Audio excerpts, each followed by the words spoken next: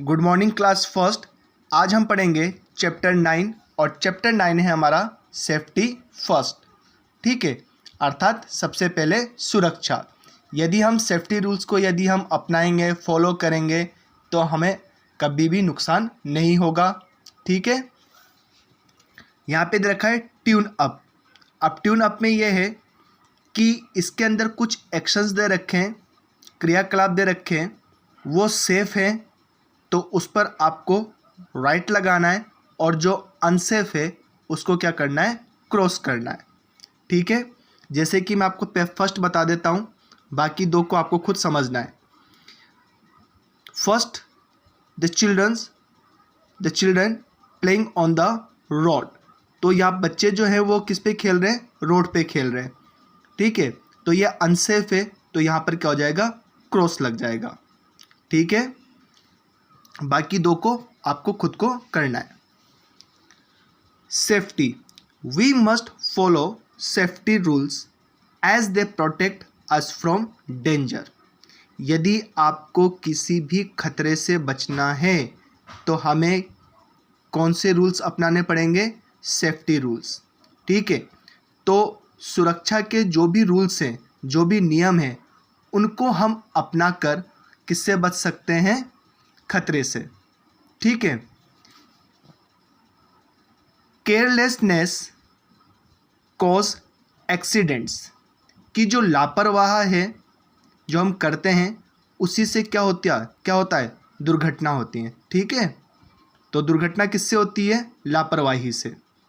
Safety means to stay away from danger and harm. इसका मतलब क्या है कि सुरक्षा का मतलब होता है कि हम खतरे और नुकसान से क्या कर सकें, दूर रहें। ठीक है, यदि हम सेफ्टी रूल्स को यदि अपनाएंगे तो ना ही हमें कोई खतरा होगा और ना ही कोई हमें नुकसान पहुंचेगा। तो सेफ्टी का मतलब क्या हुआ कि सेफ्टी वो चीज़ है जिसके माध्यम से हम खतरे और नुकसान से क्या कर सकते हैं, दूर रह सकते हैं। Let us now about some safety rules to be followed at different places. We can stay safe by being careful. इसका मतलब क्या है कि हम ऐसे ही कुछ सेफ्टी रूल्स के बारे में पढ़ेंगे जिसके माध्यम से हम इन्हें अपना कर क्या कर सकते हैं, सेफ रह सकते हैं। ठीक है, अब देखिए सबसे पहले रोड पे, कि जब हम रोड पर चलते हैं तो हमें कौन से सेफ्टी रूल्स हमें ध्यान में रखने होते हैं। First, cross the road at the zebra crossing. अब यहाँ पर देखिए ये जेब्रा क्रॉसिंग बना हुआ है। ठीक है, तो जेब्रा क्रॉसिंग का मतलब क्या होता है कि जब कोई भी गाड़ी इस जेब्रा क्रॉसिंग के पास में आती है तो क्या हो जाती है, स्लो हो जाती है।